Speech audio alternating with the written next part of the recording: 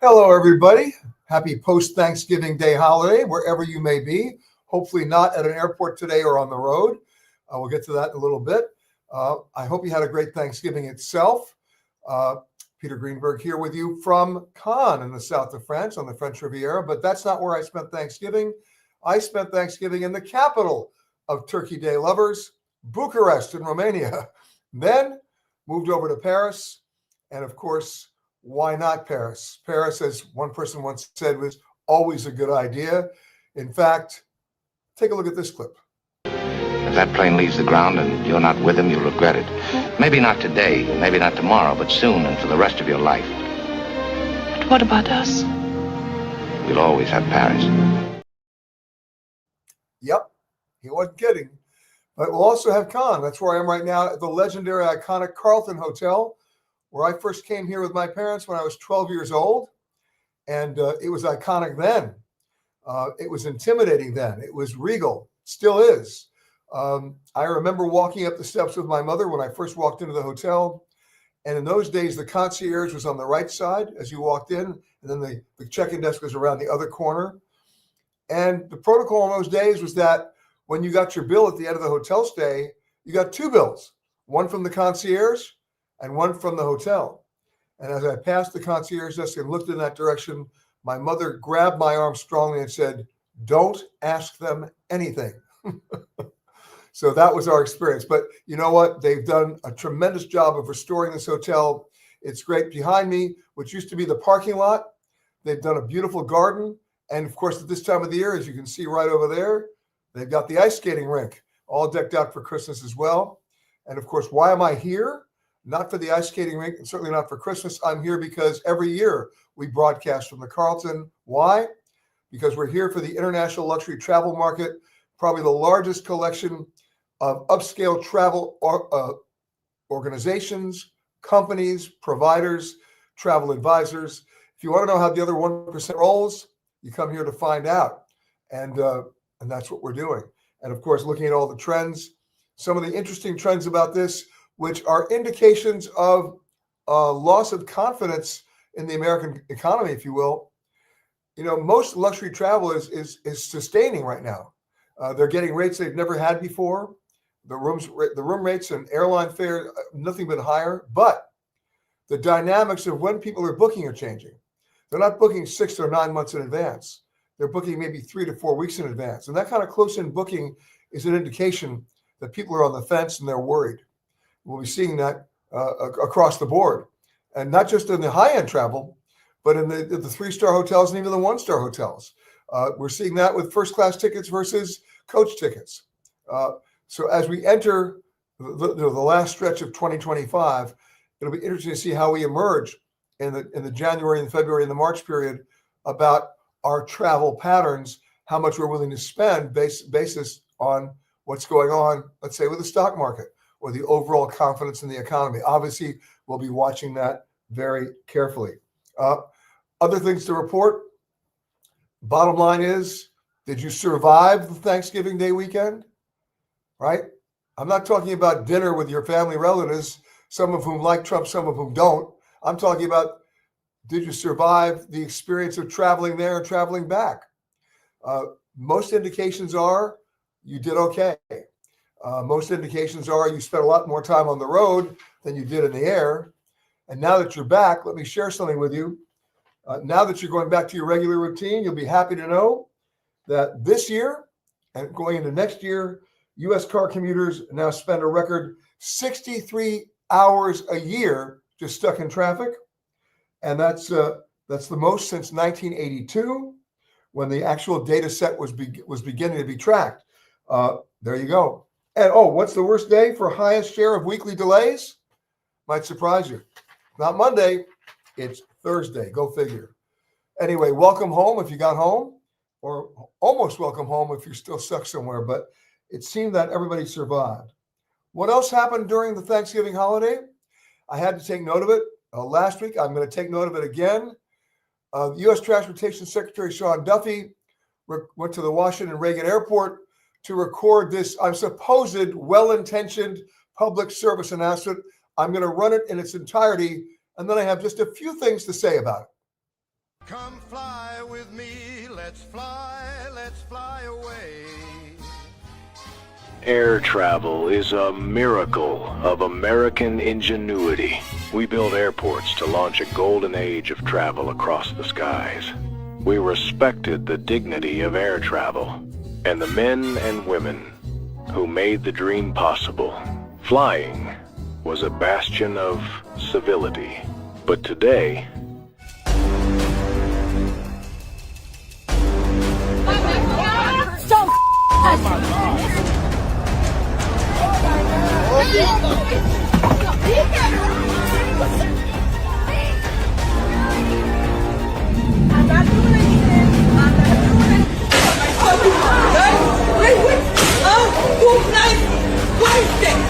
I'm allowed to put my seat back.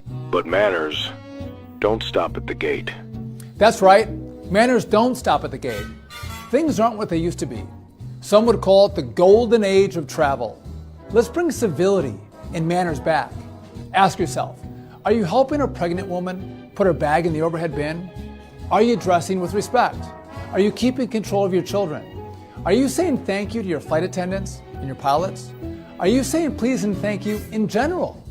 The golden age of travel begins with you. Isn't that special? The golden age of travel, respecting the dignity of travel. All right, can we go back to the golden age of travel? Can anybody tell me when that was? It never existed. Planes took 18 hours instead of the 5 hours today.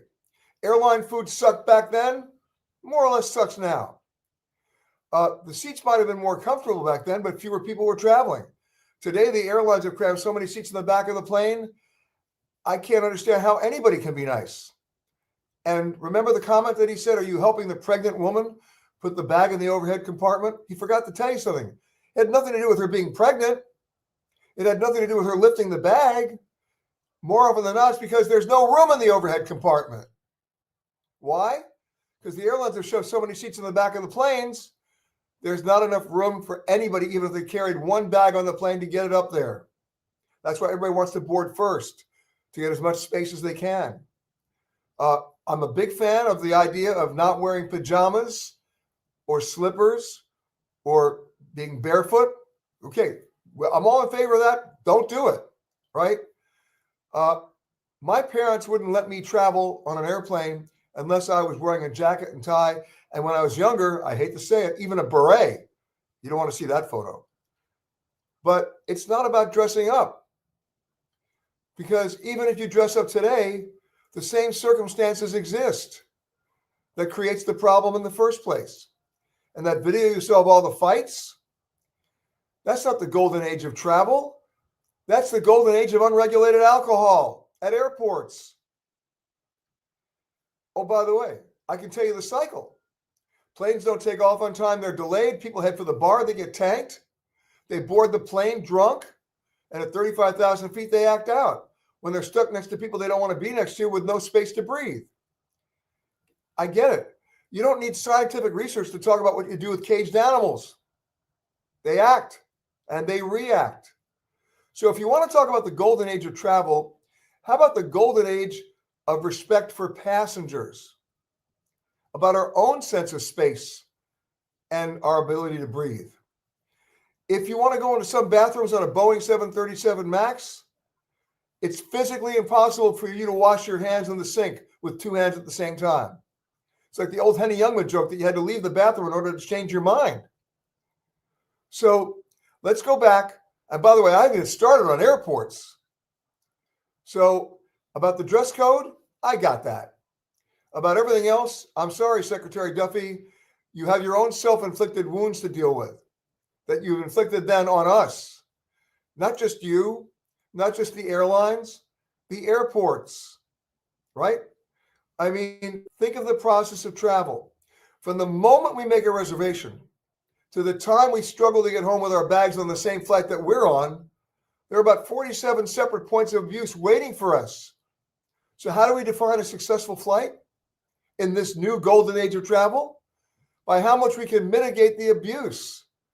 It's not about elevating the experience. We define success by how we mitigate the abuse. That's inherently wrong. And it's a recipe for what? More disasters to come. So if you want us to be nice, you know what? Start with the design. Start with how you tell your flight attendants and your pilots and your counter agents, I'm talking about the airlines, that your policies are so rigid they can grant no waivers or favors. Right? Boom. Tell your CFOs that it can't just be about revenue generation. It has to be about common sense. It can't just be about cost. It has to be about value. Right? It's real simple, folks. You want the golden age of travel? Number one, it never existed. You want it to exist? Start with the basics. And start with, he talks about respect. I'd like some respect. You'd like some respect. And by the way, I thank my flight attendants and I thank my pilots. People always ask me, did you have a nice flight? You know what I say? 2 words. How could I not have a nice flight? We landed. I'm alive. Let's not forget why we fly in the first place, to go from point A to point B and not die. But along the way, I would like a little respect as well. Now, is it too much to ask that airline food get better? Probably yes. Let's take that off the table. Let's take that off the tray table. But what about everything else? That's fixable. And you know what? If it's not fixed, that video will continue next year and the year after that and the year after that. It means nothing. And by the way, speaking of respect, the Secretary of Transportation doesn't just control the airlines, he controls the FAA. Okay, you want respect? Respect the idea of what the FAA was supposed to do in the first place. Enforce and enact safety, not treat the airlines and the manufacturers as their clients. That's not respecting us. We're the clients. Let's not forget that. So I appreciate the idea and the intent behind that video, but it's not going to go anywhere except buried unless the airlines and the people that control the infrastructure and make the policy do some basic fundamental changes that lead to respect. And what gets after that? Mutual respect. So if any of you can find the golden age of travel while I'm speaking, let me know. We'll do a special on it, right? So-and-so just found the golden age of travel, and then we can share it. But right now, hearkening back to a time when people just dressed up for a flight doesn't mean it was the golden age of travel. Please don't forget that. And happy holidays. All right, let's move on. I just had to talk about that. All right, let's say hello to some folks here. Jim and Harriet this week, they are number 1 from Richmond, Virginia. Hello, guys. Linda says, hi from Naples. Survived Thanksgiving travel to New York City. Got to LGA at 7:30 in the morning. Ticket counter through TSA under 20 minutes. You're right. Early is the way to go. Okay. However, the airport when she landed in Florida was a zoo. All right. Priya saying, I'm watching from Chicago. Hope you had a great Thanksgiving in Paris. How could I not? How could I not? All right. Moving down. Someone saying hello from Bhutan, I believe, and hello from Chicago from Scott. Barbara's saying hello from, Barbara's here at Con as well for ILTM. Nice to see you, Barbara. Sandra's saying, thinking of Andalusia and Morocco for a 21-day trip or China. China seems like a pain to go to China with their firewall. No American apps because of firewall. Thoughts on these trips or destinations? Okay. A couple of things we got to talk about first, Sandra. When do you want to go? In January, were you going to freeze in China? Or in May or September? So it's not a question of firewall and communication. By the way, sometimes I think having no cell phone is a blessing. The question is, will you be able to immerse yourself in the culture and discover something and learn something? The answer for Andalusia and Morocco and China is yes. So you have to figure out, what is your goal on this trip? To stay on your laptop 24/7 or to have conversations with real people and learn? You let me know, and then I'll give you some suggestions as to when and where to go to both Andalusia and Morocco, not to mention China. All right. Louis saying airlines should start disclosing whether their bins are the regular old ones or the new XL bins. Louis, listen, I know you used to work at American. You're my pal. Here's the problem with disclosing that. They change equipment all the time. People can't plan their trips based on the size of the bins because they're not standardized to begin with, and they're always substituting equipment, right? And then what happens if you get to the flight and it's the old version? What do you do now? Oh, I'm sorry, sir, you're going to have to check your bag, which defeats the whole purpose of why you carried on in the first place. And you know what I like to say? Only two kinds of airline bags, carry on and, repeat after me, lost. Okay. And Louis, we owe each other a phone call, so get in touch with me. Okay, Rashad is saying, greetings from Pakistan. The weather is freezing. Okay. Scott's saying, yelling into a void, Peter, they won't change. No. I'm not yelling into a void. I'm sharing it with you. I already know there's a void, right? We need to unite. But you're absolutely right. My friend good John Lample, by the way, who travels more than anybody I know, says, hi from Bogota, visiting my family here. Say hello to Maria, and hope you had a great Thanksgiving. You too, John. Red saying, watching from Omaha, I flew on Thanksgiving Day itself, and yes, you could go bowling at the airport hallways. I told you, first flight out on Thanksgiving morning. Okay. Sandra says she wants to go in May. Well, if you want to go in May, then that's one of those 2 months I love, May and September. Both Morocco and Andalusia are great, although it's going to get a little chilly in the evening. And of course, especially if you're going to go outside of the big cities of Morocco, maybe go to the Atlas Mountains, you better dress warmly. But I love China in May. I really do. So now you have to tell them, and you say,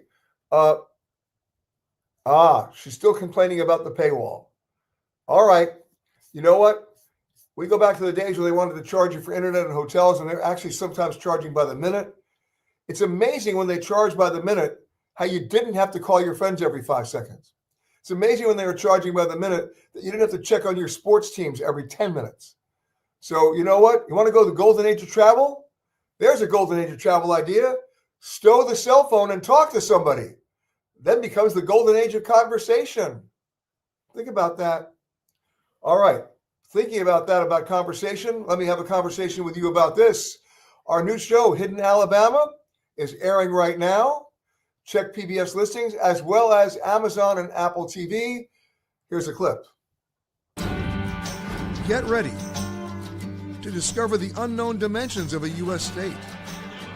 We'll take you from the swamps, to the stars, to find the creative spirit that defines so much of American music, as well as the stories of the real field of dreams and a trail that shaped the conscience of a nation. I'm Peter Greenberg, and welcome to Hidden Alabama.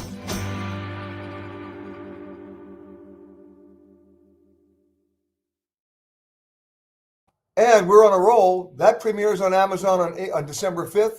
Guess what's premiering on Amazon on December 12th? It's already on PBS. That's our next hidden special. Well, let's run it right now. Hidden Malta. Get set to journey to a place where the ancient and modern world come together at work and at play.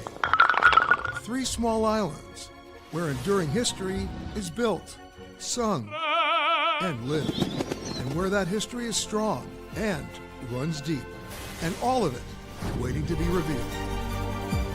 I'm Peter Greenberg, and this is Hidden Malta.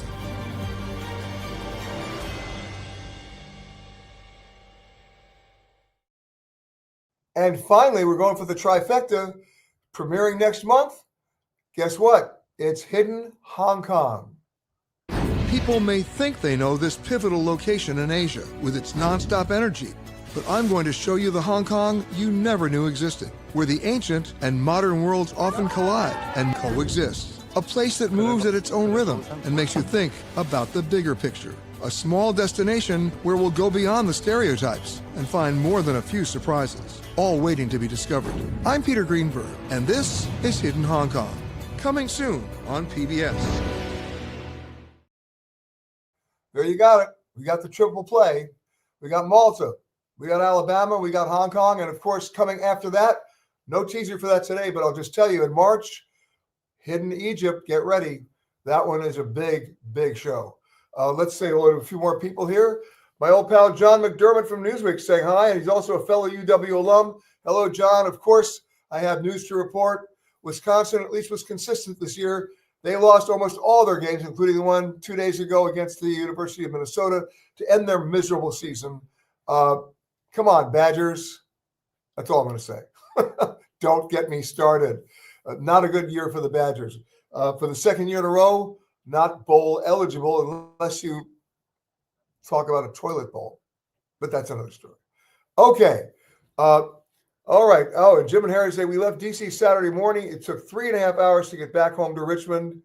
Well, that was on the road. You understand the deal. Had you left 4 in the morning, you would have made it home.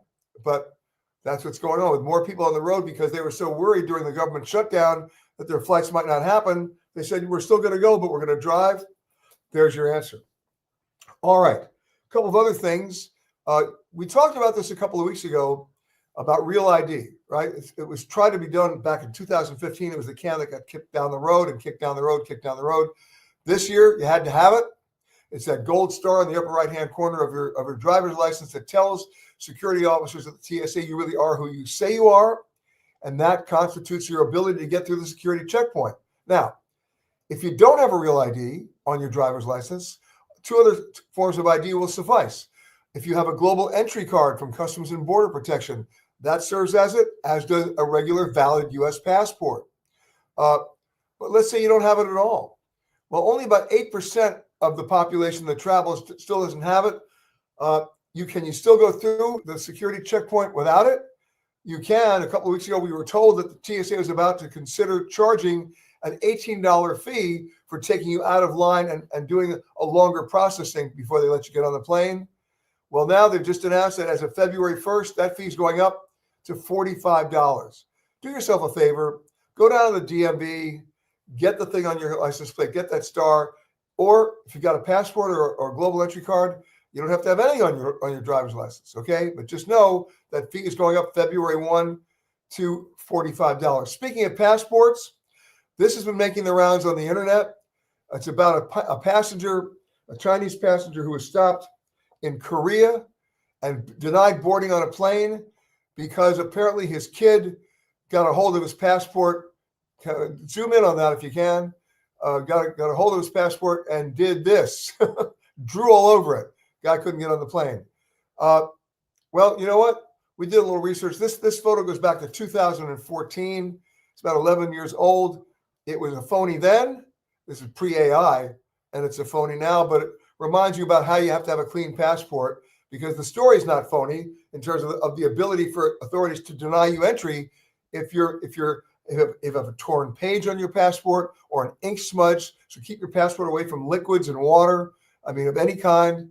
That's the one thing you can't fix. If some overzealous immigration officer goes, I can't read this, you come in. Or I can't read this, you can't leave the country. How about that? All right, let's go to some preset questions you guys sent in earlier this week. One from Colleen. Any chance you can get your list of favorite Parisian restaurants? I'll be staying about 2 blocks where you just stayed, but at about 1/10 the cost. Okay, rub it in. Okay, well, here's the deal. I have a couple of restaurants that I love. One is called Fontaine de Mars, M-A-R-S. One is called Mon Vieux Ami, or Mon Vieux Ami, my old friends. One is my particular favorite. Tough to get into. It's local. There are only about 10 or 11 tables in the whole place, so you have to have a reservation. It's not outrageously expensive, but the chef's been amazing. He's been there for 14 years. It's Asian-French fusion, and the name of the restaurant is called Le Hide, H-I-D-E. It's right off the Champs-Élysées on a street called Rue General Lanrezac. So check that out as well. We'll try to post some more for you, but those are 3 of my favorites, or 4 of my favorites that I love. Oh, at the Prince de Galles Hotel, they have an amazing over-the-top Asian restaurant. I heartily endorse that. And right up the block, like next door, at the famous Georges V, the Four Seasons, don't go to the restaurant, go to the bar in the late afternoon and order the lobster roll with a little rosé.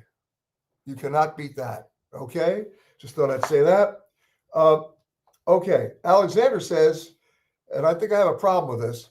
As a precaution, I always check if my baggage comes out midway by accident at the transit airport, then clear security again for a connecting flight. Wow. So basically what you're saying is you get off the plane and you wait 40 minutes at baggage claim for your bag to not come out. And then you got to go back and stand in line at security to get back on the plane to go on your next flight. Assuming you have a connection of less than 40 minutes, you got a problem, right? But wait a minute. What makes you think that if your bags don't come out at the connecting airport, they're still going to connect? Do yourself a favor. Invest in an AirTag. I love my AirTags. I have an emotional relationship with them now. I miss them when they don't talk to me. They tell me they miss me when I don't talk to them. And you have a fighting chance of at least knowing ahead of time where your bags are and, more importantly, where they're not. No point of having to go outside the airport security area just to find out no information. The fact that your bags don't come out on the conveyor belt is no assurance whatsoever that your bags are making the connection or that it even made the original flight that you were on. Okay? All right. There's another thing you do. Remember, when you're given your bag tag, it's got a barcode on it, right? So when you get off your flight, first of all, when you get on the original flight, go to the counter at the gate before they board the plane and say, hey, listen, can you just scan this and see if the bag's been loaded? They do that now. If they tell you they can't, they're lying. They can do it, unless you're on a small commuter carrier. And then when you get to your connecting airport, go to that connecting gate, ask them the same question. And that's even if you have an AirTag. A lot safer, a lot faster, a lot more efficient. Okay?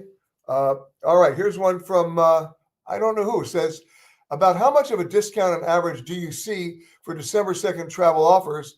Do they historically post deals for flights or travel packages? You talk about the Black Friday deals or the Cyber Monday deals? Here's the deal. You need to know that whatever deal you're being offered is not available on every flight, on every seat of every flight, or every room of every hotel. It's an opportunity for the airline or the hotel or the travel provider or the tour operator to raise incremental revenue on otherwise unsold inventory. It's as simple as that. And if somebody's offering you a 20 to 35% discount, that's real. The only question you have to ask is, and by the way, it requires you picking up the phone. Don't just go online, pick up the phone. And this is the question you have to ask. Is it 25 or 30% off the highest published rate or the rate that everybody else would be paying at this time of year? That's it, right? If you don't get the answer to that question, then you better search a little bit more price comparison before you check that box off and get your 25% discount. Remember, what's it a discount off of? That's what you need to know. All right.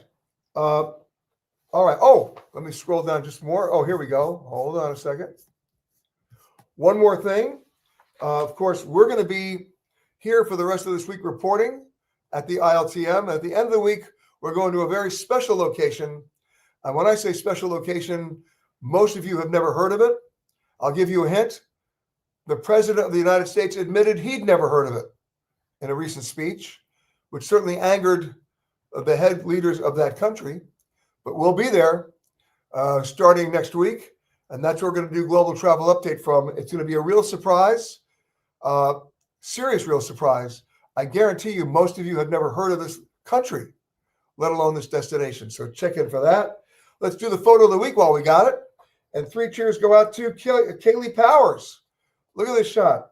And she writes, on a fall day wandering through the serene forest of Nara, Japan, I happen to see this little deer peek out from behind a shrine. With film, it's even more special to have shots like these because you don't have a lot of chances. And it's very much something you'll have to do in the moment. And she shot this on a Pentax. I used to have a Pentax, a Spotmatic. That's how old I am.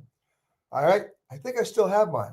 A Pentax Spotmatic. You shot yours on a Pentax K1000.